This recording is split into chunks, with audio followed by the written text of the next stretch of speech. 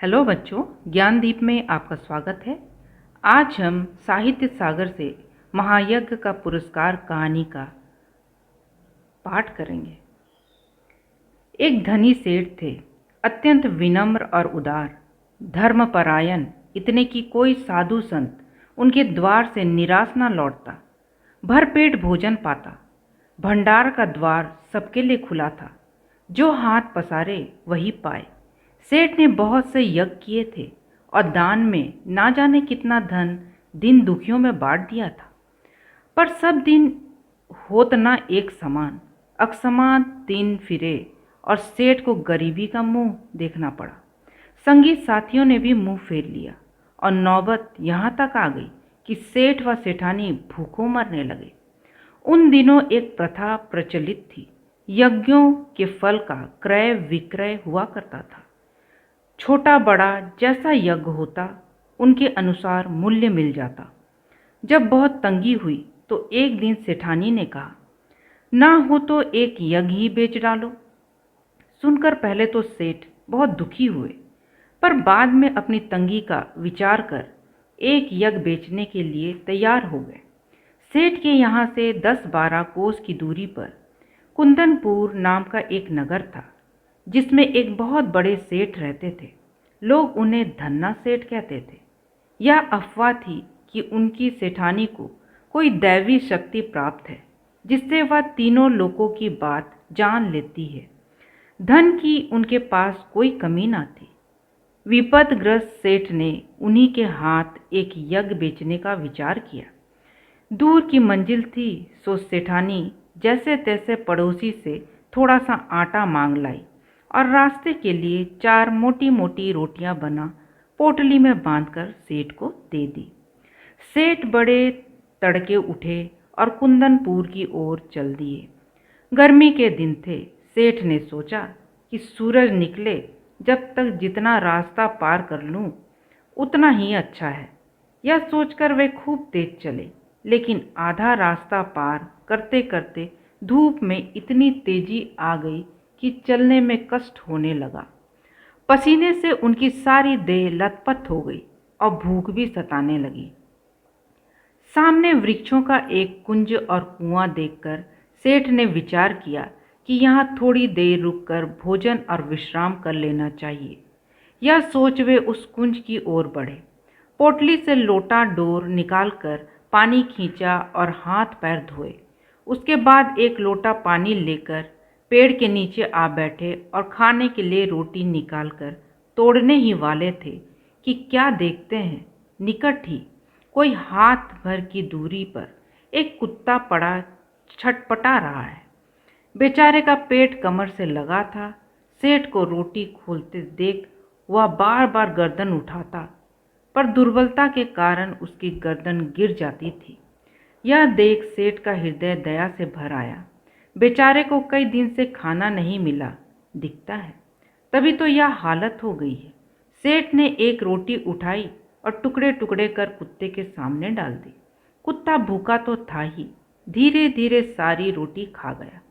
अब उसके शरीर में थोड़ी जान आती दिखाई दी। वह मुंह उठाकर सेठ की ओर देखने लगा। उसकी आंखों में कृतज्ञता थी।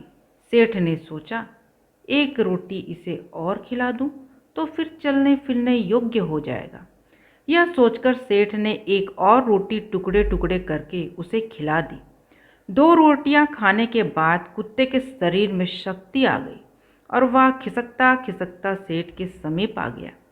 सेठ ने देखा कि अभी भी वह अच्छी तरह चल नहीं पा रहा। आसपास कोई बस्ती भी नहीं दिखाई दे रही थी। सेठ ने सोचा, एक रोटी इसे और दे दूं तो फिर यह अच्छी तरह चल फिर सकेगा। मेरा क्या है, जैसे 2 खाई वैसे एक, थोड़ी देर में कुंदनपुर पहुंच जाऊंगा। सेठ ने तीसरी रोटी उठाई और कुत्ते को खिला दी। अब एक रोटी बची, उसे लेकर वे स्वयं खाने वाले ही थे कि सेठ ने देखा कुत्ते की आंखें अब भी उनकी ओर जमी हैं। उन आंखों में करुणा याचना है।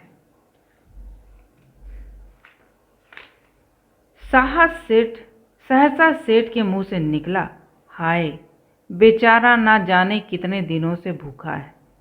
उनके मन में आया, मेरा काम तो पानी से भी चल सकता है। इस बेचारे मूक और बेबस जीव को एक रोटी और मिल जाए तो फिर निश्चय ही इसमें इतनी ताकत आ जाएगी कि किसी बस्ती तक पहुंच सकेगा। सेठ ने अधिक सोच विचार नहीं किया और वह अंतिम रोटी भी कुत्ते को खिला दी। स्वयं एक लोटा जल पीकर तथा थोड़ा विश्राम करके अपना रास्ता पकड़ा। दिया जले सेठ कुंदनपुर पहुँचे। सेठ हवेली पर पहुँचे तो धन्ना सेठ ने उठकर उनका स्वागत किया। पूछा, कहो सेठ, कैसे आना हुआ? सेठ ने कहा, संकट में हूँ और एक यज्ञ आपके हाथ बेचना चाहता हूँ। इतने में धन्ना सेठ की पत्नी ने आकर सेठ को प्रणाम किया और बोली, सेठ जी, यज्ञ खरीदने के लिए तो हम तैयार हैं, पर आपको अपना महायज्ञ बेचना होगा। महायज्ञ? सेठ ने आश्चर्य से कहा। हाँ, वही जो आज आपने किया, धन्ना सेठ की पत्नी ने कहा। सेठ बड़े आश्चर्य में पड़े। महायज्ञ और आज? वे समझे कि उनका मजाक उड़ाया जा रहा है। विनम्र भाव से बोले, आप आज की कहती हैं, मैंने तो बरसों से कोई यज्ञ नहीं किया, मेरी स्थिति ही ऐसी नहीं थी।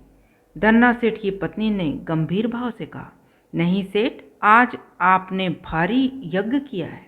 महाराज, उसे बेचोगे तो हम खरीद लेंगे, नहीं तो नहीं। सेठ विस्मित विमूढ़ हो गए। उन्हें निश्चय हो गया कि इन लोगों को यज्ञ खरीदना नहीं है, इसलिए ऐसी बातें की जा रही हैं। क्या सोचते हो सेठ? बोलो, राजी हो? धन्ना सेठ की पत्नी ने पूछा। सेठ ने खिन्न होकर कहा, सेठानी जी, हंसी छोड़िए, काम की बात कीजिए। बरसों से मैंने यज्ञ नहीं किया, आप आज की कहती हैं? सेठानी ने समझाया कि आज रास्ते में स्वयं ना खाकर चारों रोटियां भूखे कुत्ते को खिला दी, यह महायज्ञ नहीं तो क्या है? यज्ञ कमाने की इच्छा से धन दौलत लुटाकर किया गया यज्ञ सच्चा यज्ञ नहीं है। निस्वार्थ भाव से किया गया कर्म ही सच्चा यज्ञ महायज्ञ है। क्या आप इसे बेचने के लिए तैयार हैं? सेठ मानो आसमान से गिरे। भूखे को अन्न देना सभी का कर्तव्य है, उसमें यज्ञ जैसा क्या बात है? क्या विचार है सेठ जी, या यज्ञ बेचना है कि नहीं? सेठानी ने पूछा। सेठ ने कोई उत्तर नहीं दिया, चुपचाप पोटली उठाई और हवेली से बाहर चले आए। उन्हें मानवोचित कर्तव्य का मूल्य लेना उचित न लगा। कुंदनपुर की धर्मशाला के चबूतरे पर भूखे पेट जैसे तैसे रात बिताकर पांव फटे वहां से चलकर अगले दिन शाम को सेठ अपने घर आ पहुंचे। सेठानी बड़ी बड़ी आशाएं लगाए बैठी थी। सेठ को खाली हाथ वापस आया देख आशंका से कांप उठी। बोली, क्यों धन्ना सेठ नहीं मिले? सेठ ने अध्योपांत सारी कथा सुनाई। सुनकर सेठानी की सारी वेदना जाने कहाँ विलीन हो गई। हृदय उल्लसित हो उठा। विपत्ति में भी सेठ ने धर्म नहीं छोड़ा। धन्य है मेरे पति। सेठ के चरणों की रज मस्तक पर लगाते हुए बोली, धीरज रखे, भगवान सब भला करेंगे। रात का अंधकार फैलता जा रहा था। सेठानी उठकर दिया जलाने के लिए दलान में आई तो रास्ते में किसी चीज की ठोकर लगी। गिरते गिरते बची, संभलकर आगे तक पहुंची और दिया जलाकर नीचे की ओर निगाह डाली तो देखा कि दहलीज के सहारे एक पत्थर ऊंचा हो गया है। उसके बीचों बीच एक लोहे का कुंदा लगा है। इसी कुंदे से उन्होंने ठोकर खाई थी। शाम तक तो वहां पत्थर बिल्कुल उठा भी नहीं था, अब यह अकस्मात कैसे उठ गया? सेठानी भौचक्की सी खड़ी रही। फिर सेठ को बुलाकर बोली, देखो तो यह पत्थर यहाँ कैसे उठा? सेठ भी अचरज में पड़ गए। दिए की टिमटिमाती रोशनी में उन्होंने ध्यानपूर्वक देखा तो पता चला कि वह तो किसी चीज का ढकना है। आखिर यह माजरा क्या है? सेठ ने कुंदे को पकड़कर खींचा तो पत्थर उठाया और अंदर जाने के लिए सीढ़ियां निकल आई। सावधानी से सेठ और सेठानी दिया हाथ में लिए उतरे। कुछ सीढ़ियां उतरते ही इतना प्रकाश सामने आया कि उनकी आंखें चौंधियाने लगी। सेठ ने देखा वह एक विशाल तहखाना है और जवाहरातों से जगमगा रहा है। देव की इस माया का रहस्य उनकी समझ में नहीं आया। दोनों निस्तंभ खड़े थे। तभी अदृश्य पर स्पष्ट स्वर में उन्हें सुनाई दिया, ओ सेठ, स्वयं भूखे रहकर अपना कर्तव्य मानकर प्रसन्नचित्त तुमने मरणासन कुत्ते को चारों रोटियां खिलाकर उसकी जान बचाई। उस महायज्ञ का यह पुरस्कार है। सेठ और सेठानी इस दिव्य वाणी को सुनकर कृत्य कृत्य हुए। वहीं धरती पर माथा टेक कर उन दोनों ने भगवान के चरणों में प्रणाम किया। यह कहानी आपको कैसे लगी? अच्छी लगी तो दोस्तों के साथ शेयर करें। Thank you.